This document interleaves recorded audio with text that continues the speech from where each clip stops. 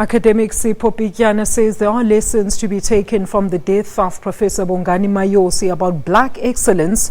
51-year-old Mayosi, a world-renowned cardiologist, was laid to rest in Cape Town. Mayosi took his own life last week Friday following a 2-year battle with depression, and speakers have been paying their final tributes at his funeral service at the Cape Town International Convention Centre. His family says the student-led fees must fall protest took its toll on him, leading to his depression.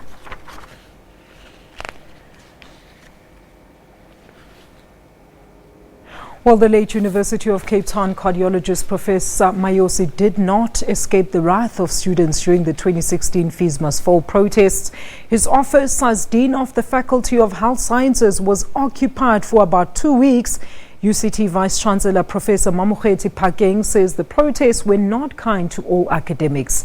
Mayosi was laid to rest in Cape Town today.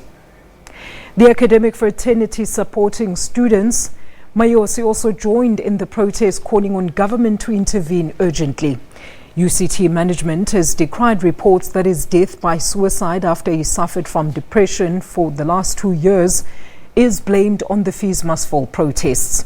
Meanwhile, the Black Academic Caucus at UCT has now called on the institution's council to set up an independent inquiry looking into Mayosi's death. I met Bongani exactly 35 years ago, when he was still a 16-year-old lad. Met him at the Natal Medical School, now Nelson Mandela School of Medicine. When he arrived to do first year, I was already in the final year of study. But I was also the president of the SRC. So I was given the job to orientate new students.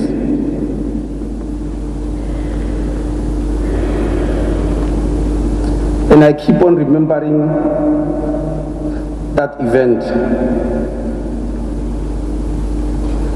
A lot has been said about how Bongani met Nontland, his wife. Yes, I can attest to that.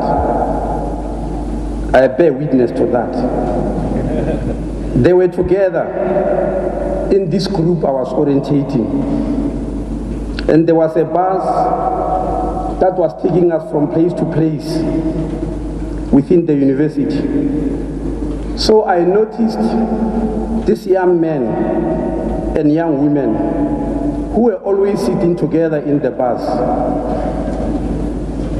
I don't think their sitting together was planned. They just found themselves sitting next to each other.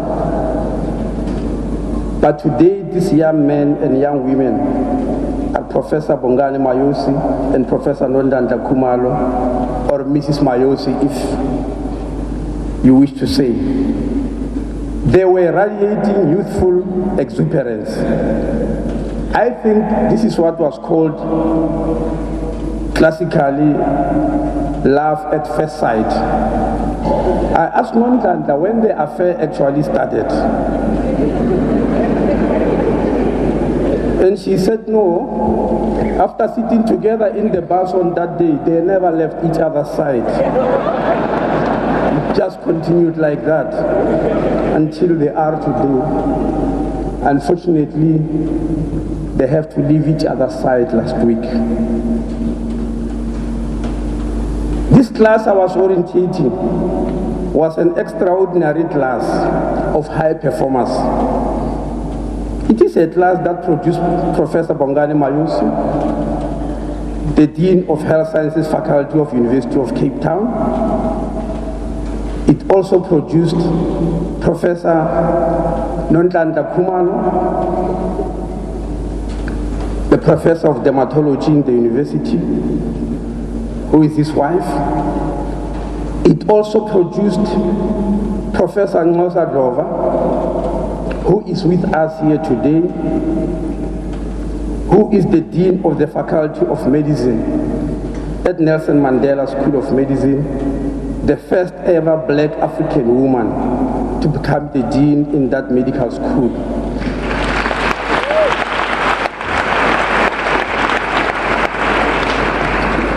I might be wrong. Perhaps Dr. Nkozana Dlamini Zuma, Dr. Zweli Mkhize, Dr. Joe Phatla, and many others who are here at medical school will correct me. But I can't remember a class that produced 2 people who became deans at the same time in the medical schools of our country. But that's what Bongani's class produced. So, I may not be very wrong to boast that my orientation was devastatingly on point. I can't remember very well what I told them. After all, it was 35 years ago. But I just remember I was pumping them with a lot of politics. But every time I meet Bongani, he remembers what I told him more than I do. And he reminds me. He said, I told them that at medical school, we don't compete with each other, but we compete fiercely with our books. And Bongani told me that that message stuck to him for the rest of his life. I ask myself these and many other questions as I reflect and dig deep to find and establish our own culpability in a nation losing this great mind. There is no right or wrong in the views that have been expressed around why Bongani chose to end his life last week. I guess we're all entitled to our views, but really, only Bongani knew. Only Bongani knew what it was like to achieve as he did, and that not everyone would appreciate that.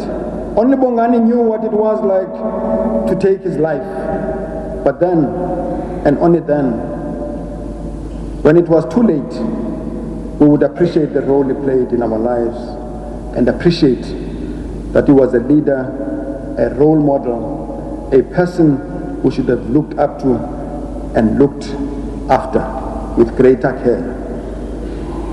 There are lessons for all of us in this. There are lessons in how we channel our expectations of black excellence and excellence, full stop. There are lessons in how we express those expectations.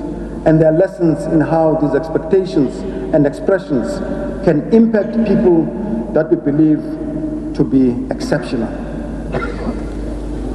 If there is one thing we must take away from the loss of our friend, our colleague, our great intellectual, it is that success can be a very, very lonely place. Achievement brings with it the expectations of even greater achievement.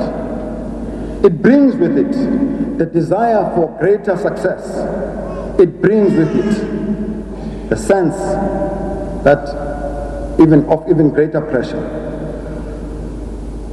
Each of us will miss Bongani in different, very profound ways.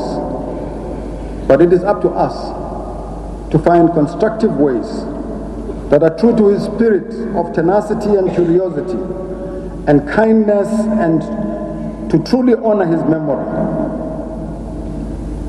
May his soul rest in everlasting peace.